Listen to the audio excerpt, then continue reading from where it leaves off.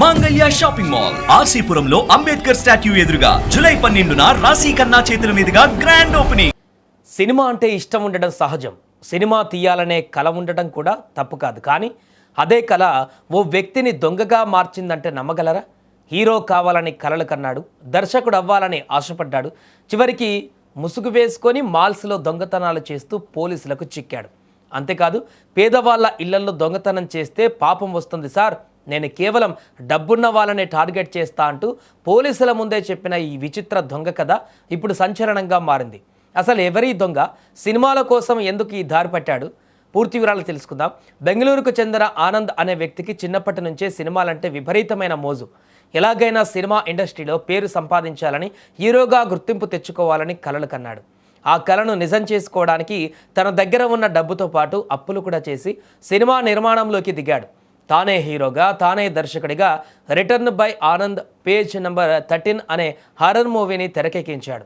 కానీ దురదృష్టవశాత్తు ఆ సినిమా రిలీజ్ దశకు రాకముందే ఆగిపోయింది. సినిమా ఆగిపోవడంతో చేసిన అప్పులు మాత్రం అలాగే మిగిలిపోయాయి. అప్పుల వాళ్ళు ఒత్తిడి చేయడం మొదలైంది. డబ్బు సంపాదించడానికి సరైన మార్గం కనిపించకపోవడంతో చివరికి నేరాల బాట పట్టాడు ఆనంద్. అయితే సాధారణ దొంగల్లా ఇళ్లలోకి వెళ్ళి దొంగతనాలు చేయడం ఆనంద్కు ఇష్టం లేదట. తనకు తానే ఓ విచిత్రమైన నియమం పెట్టుకున్నాడు. పేదవాళ్ళు, మధ్యతరగతి కుటుంబాల ఇళ్లలో చోరీ చేయనని నిర్ణయించుకున్నాడు. ఎందుకంటే అలాంటి వాళ్ళ దగ్గర దొంగతనం చేస్తే పాపం వస్తుందని భావించేవాడట. అందుకే తన టార్గెట్గా పెద్ద పెద్ద షాపింగ్ మాల్స్, ధనిక వ్యాపార సంస్థలను ఎంచుకున్నాడు. రాత్రి వేళల్లో ముసుగు వేసుకొని మాల్స్లోకి చొరబడి క్యాష్ కౌంటర్లో ఉన్న నగదును ఎత్తుకెళ్లేవాడు. పోలీసుల విచారణలో కూడా ఇదే విషయాన్ని చెప్పడంతో అధికారులు సైతం ఆశ్చర్యపోయిన పరిస్థితి. ఇలా ఏపీ, కర్ణాటక, తమిళనాడు రాష్ట్రాలలో వరుసగా చోరీలకు పాల్పడిన ఆనంద్పై ఇప్పటికే దాదాపు 32 కేసులు నమోదయ్యాయి. చాలా కాలంగా పోలీసులకు తలనొప్పిగా మారిన ఈ చోరుడు ప్రతిసారి తెలివిగా తప్పించుకుంటూ వచ్చాడు. కానీ అనంతపురంలో చేసిన ఒక తప్పు అతన్ని కటకటాల వెనక్కి నెట్టింది. గత నెల 27వ తేదీన అనంతపురం నగరంలోని డ్రెస్ సర్కిల్ మాల్ను టార్గెట్ చేశాడు. మాల్ పై అంతస్తు నుంచి లోపలికి ప్రవేశించి క్యాష్ కౌంటర్లో ఉన్న నగదును దొంగలించాడు. చోరీ అనంతరం అక్కడి నుంచి పరారయ్యాడు. అయితే ఈసారి ఆనంద్కు అదృష్టం కలిసి రాలేదు.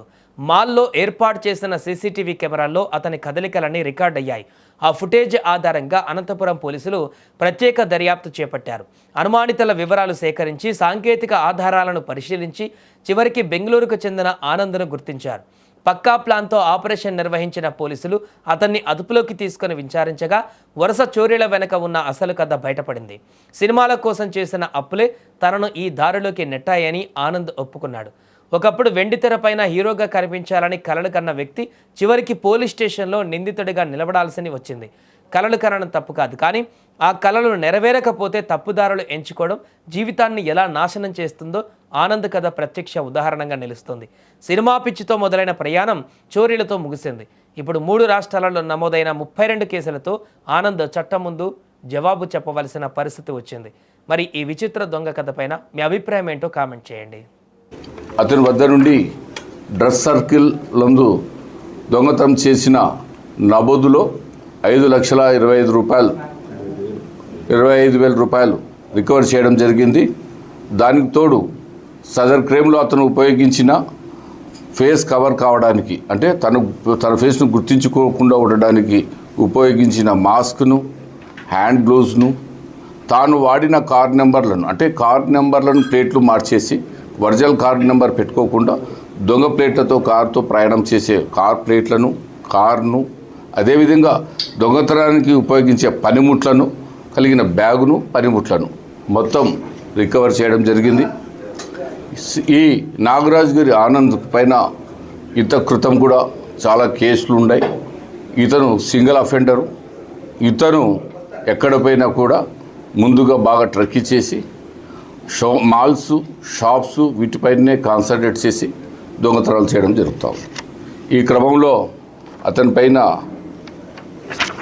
అరెస్ట్ చేసి కోర్టుకు పంపడం జరుగుతుంది. ఈ కేసులో ముఖ్యంగా పనిచేసిన సిసిఎస్ సిబ్బంది అయిన జయపాల్ రెడ్డి, శేషగిరి వారి సిబ్బంది, అదేవిధంగా దర్యాప్తు అధికారి అయిన వెంకటేష్ గారిని ఎస్పీ గారు అభినందించడం జరిగింది.